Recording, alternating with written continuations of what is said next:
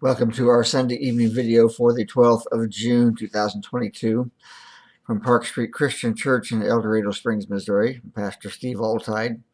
We'll share our article from Dave with Harvest Prayer Ministries, Prayer Power in the Church. I love this statement from S.D. Gordon. He writes on the power of prayer. The great people of the earth today are the people who pray. I do not mean those who talk about prayer, nor those who say they believe in prayer, nor those who explain prayer, but I mean those who actually take time to pray. They have not time. It must be taken from something else. That something else is important, very important and pressing, but still less important and pressing than prayer. There are people who put prayer first and group the other items in life schedule around and after prayer. These are the people today who are doing the most for God in winning souls and solving problems, in awakening churches, in supplying both men and money for mission posts, in keeping fresh and strong their lives far off in sacrificial service on the foreign field, where the thickest fighting is going on, and in keeping with the old earth sweet a little while longer. End of quote.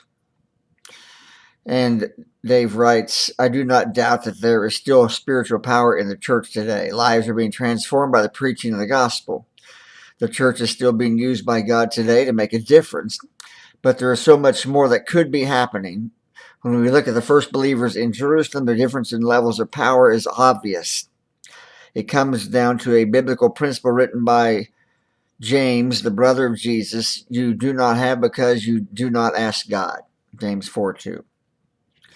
As we move forward to the end of the age, the church must face the fact that it's only through the power of God that we're able to stand against the onslaught of ungodliness that will come against us.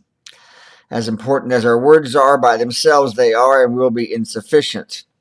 The Apostle Paul was very concerned that those who heard him would not just hear words, but see the power of God at work. As he writes in 1 Corinthians 2, verse 4,